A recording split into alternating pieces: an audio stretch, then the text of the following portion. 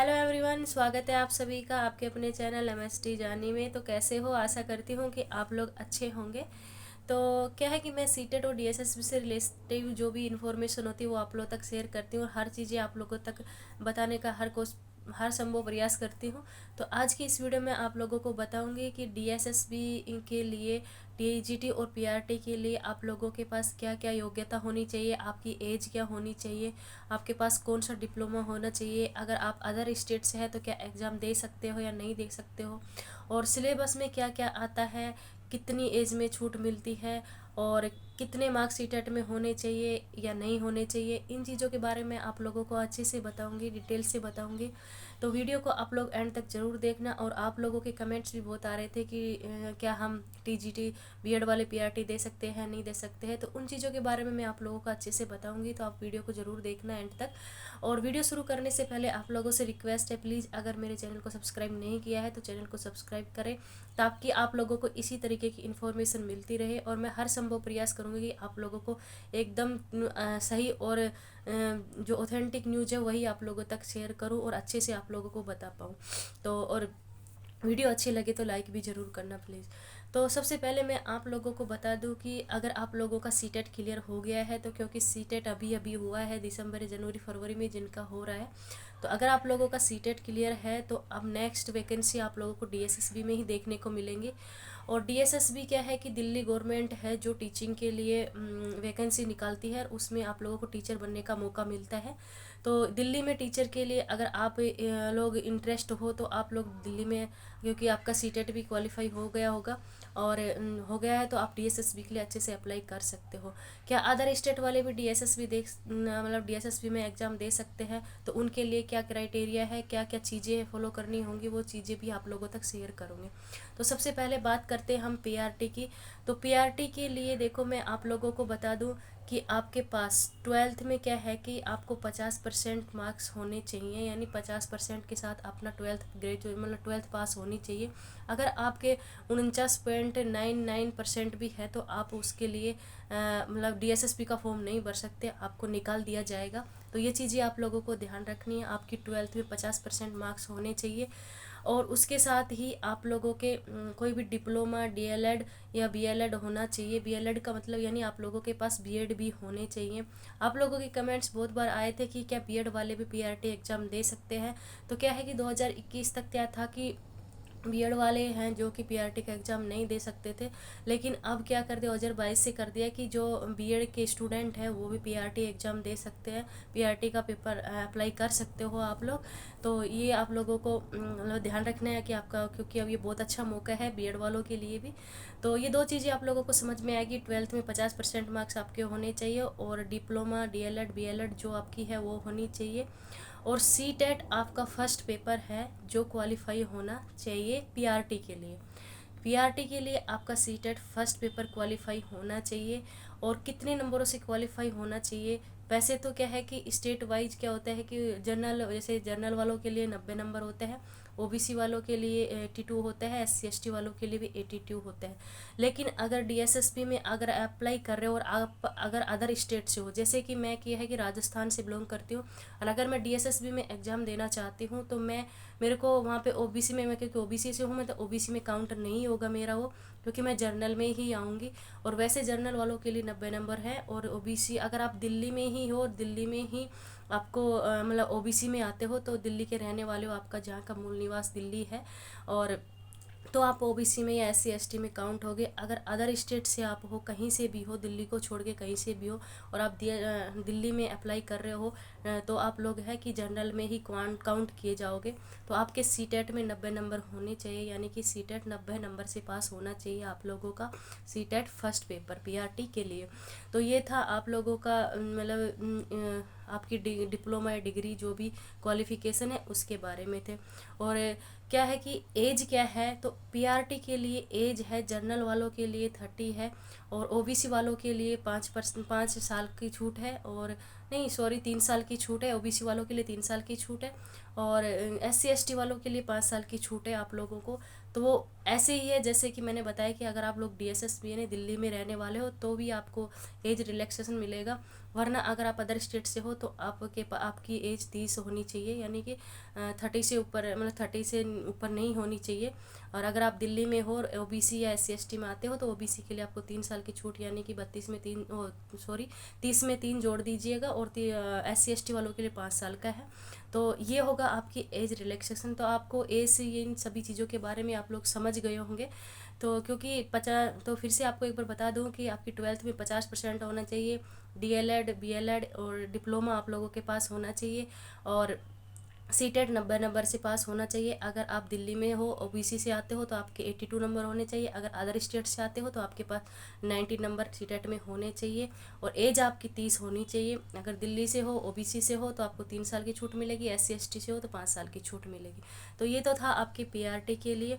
और PRT क्या होता है कि TGT के लिए क्या होना चाहिए, TGT के लिए होना चाहिए आप लोगों के पास ग्रेजुएशन में आप लोगों के पास 40% मार्क्स होने चाहिए, यानी कि 45% मार्क्स तो आपके होने ही चाहिए। इससे अगर कम है तो आप उसके लिए अप्लाई बिल्कुल नहीं कर पाओगे।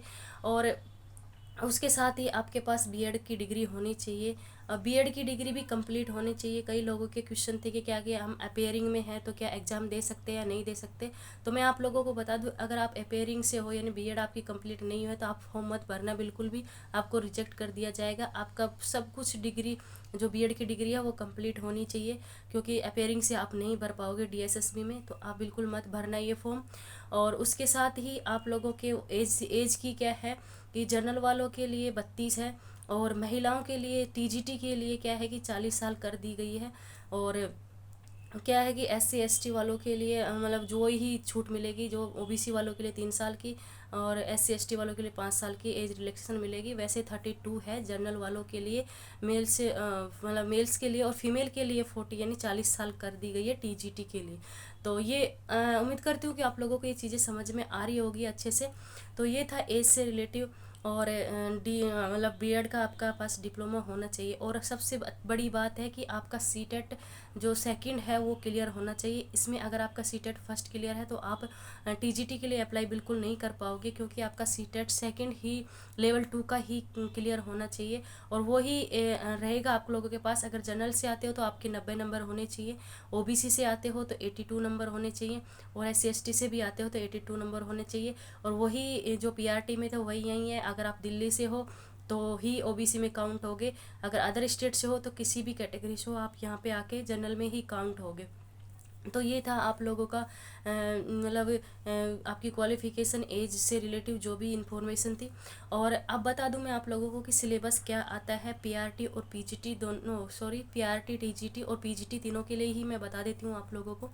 तो सबसे पहले मैं बताती हूँ PRT और जनरल पेपर क्या है कि तीनों में सेम ही होता है।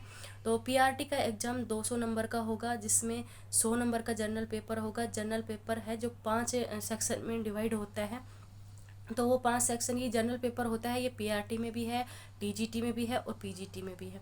तो इसमें 5 सेक्शन में जनरल पेपर डिवाइड होगा, जिसमें होगी रीजनिंग होगी 20 नंबर की, 20 नंबर की मैथ्स होगी, 20 नंबर की इंग्लिश होगी, और 20 नंबर की हिंदी होगी, और 20 नंबर की आपकी GK होगी। तो ये 5 सेक्शन में आप लोगों को डिवाइड कर दिया जाएगा, जो कि 20 नंबर की होगी। हर क्वेश्चन 1 नंबर का होगा आप लोगों को। तो ये आपका जनरल पेपर का था, यही होगा TGT में और यही होगा आप लोगों के PGT में। तो तीनों में ये सेम ही रहता है, यही सिलेबस होता है आप लोगों का। और 100 नंबर की PRT में आप लोगों की पेडागोजी आएगी, क्योंकि टोटल PRT और TGT 200 नंबर का होता है। 200 नंबर के होते हैं पेपर। तो PRT 200 नंबर, तो 100 नंबर जनरल पेपर हो गए, और 100 नंबर का आपका पेडागोजी। तो पेडागोजी के लिए मैं आप लोगों को बता दूं कि उसमें कोई सिलेबस डिटेल से नहीं दिया हुआ, उसमें आप लोगों को यही बताया गया है कि जो भी आपने आपकी B.Ed डिप्लोमा वगैरह में जहाँ से कर रखा है आपने, तो उसी से क्वेश्चन, मतलब उसी से सिलेबस आएगा। जो भी आपने डिप्लोमा या B.Ed वगैरह कर रखा है वहाँ से CDP पूछी जाएगी, पेडागोजी बोल सकते हो आप लोगों को। तो 100 नंबर की पेडागोजी PRT में आएगी। तो इस तरीके से 100 नंबर का जनरल और 100 नंबर की पेडागोजी, 200 नंबर का आपका PRT का एग्ज़ाम होगा। और इसमें नेगेटिव मार्किंग होती है, 1/4 नेगेटिव मार्किंग होगी आप लोगों की DSSB में, हर एग्ज़ाम में, यानी PRT TGT PGT तीनों में ही होगे। और TGT के लिए आपका सिलेबस होगा, जनरल पेपर तो वही होगा आपका, 5 सेक्शन में डिवाइड होगा। और 100 नंबर कि आपकी सब्जेक्ट से रिलेटिव आएंगे, जो कि अगर आपका मैथ्स है तो मैथ्स से रिलेटिव 100 नंबर आएंगे, 100 नंबर के 100 क्वेश्चन आएंगे। और अगर आपका SST है तो SST आपका 100 नंबर का आएगा। और अगर आपके जो भी आपका सब्जेक्ट है जो आपने B.Ed कर रखा, उसमें ग्रेजुएशन में था आपके पास, तो वो ही आपका 100 नंबर का आपका सब्जेक्ट का आएगा। तो इस तरीके से TGT भी आपका 200 नंबर का होगा, 100 नंबर जनरल और 100 नंबर आपका सब्जेक्ट से रिलेटेड। और PGT होता है, वो होता है 300 नंबर का होता है, जिसमें 100 नंबर जनरल पेपर का आता है और 200 नंबर का आपका सब्जेक्ट आता है। तो सब्जेक्ट में वो है जिसमें आपने पोस्ट ग्रेजुएशन कर रखी है। अगर किसी भी सब्जेक्ट में कर रखी हो आप लोगों ने, SST या मैथ साइंस किसी में भी आप लोगों ने जहाँ से PG किया हुआ है, यानी कि तो उसमें आप लोगों को उससे रिलेटिव 100 नंबर के पूछे जाएंगे। तो ये था आप लोगों का मतलब सिलेबस से लेके एज से लेके। अगर आप लोगों को समझ आ गया होगा कि आप लोगों को फॉर्म भरने चाहिए नहीं भरने चाहिए, तो फिर से मैं आप लोगों को एक बार बता दूं कि अगर आप लोग दिल्ली में हो तो ही आप OBC में काउंट होगे या SC/ST में काउंट होगे। अगर दिल्ली से अलग हो तो आपको, हाँ, आप जनरल में ही काउंट होंगे। और अदर स्टेट वाले क्या है कि इसमें आप अप्लाई कर सकते हो, इसमें आप लोगों को कोई भी नहीं है, क्योंकि अदर स्टेट में यही होता है कि 40% उनके लिए है, 10% इसलिए इस तरीके से क्या है कि बांट दिया गया है कि 10% अदर स्टेट से कोई बंदे आएंगे तो वो फॉर्म भर सकते हैं या 40% भर सकते हैं। लेकिन DSS में ऐसा कुछ नहीं है। अगर जनरल की जितनी भी वैकेंसी है वो हर स्टेट के लोग उसमें फ़ाइट कर सकते हो, आप उसमें आप बैठ सकते हो एग्ज़ाम के लिए। तो ये बहुत ही अच्छा है एग्ज़ाम, जिसमें सबको मौका मिलता है बैठने का। तो यही बताना था, क्योंकि आप लोगों के कमेंट्स भी बहुत आ रहे थे कि हर बार कमेंट्स आ रहे थे कि क्या हम इसमें क्या सिलेबस होगा या क्या एज होगी, क्या चीज़ें होंगी। तो मैंने आप लोगों को अच्छे से समझा दी है डिटेल में। तो आई होप कि आप लोगों को समझ आया होगा। तो अगर वीडियो अच्छी लगे तो प्लीज़ लाइक करना, शेयर करना। और मैं बता दूं कि मैं भी DSSB की तैयारी करूंगी। और मैं कौन से सोर्स अपनाती हूँ DSSB, क्योंकि मैं TGT के लिए और TGT PRT के लिए अपना तैयारी करूँगी और PGT के लिए, मैं तीनों के लिए एलिजिबल हूँ। तो मैं तीनों की ही तैयारी करूँगी। तो मैं आप लोगों को बताऊँगी मैं किस तरीके से करती हूँ और कौन सी बुक से करती हूँ और कैसे करती हूँ। मैं आपको हर तरीके से मोटिवेट करूँगी और जहाँ तक कोशिश रहेगी मैं आप लोगों तक अपने नोट्स वगैरह भी शेयर करूँगी, ताकि आपको भी हेल्प मिल सके। और अगर आप लोगों के कुछ क्वेश्चन हो या आप लोगों के में कुछ डाउट हो तो आप कमेंट करके ज़रूर पूछना, मैं कोशिश करूँगी आप लोगों को बताने की। तो गाइज आज की वीडियो में इतना ही था, मिलते हैं नेक्स्ट वीडियो में, और तब तक के लिए बाय बाय।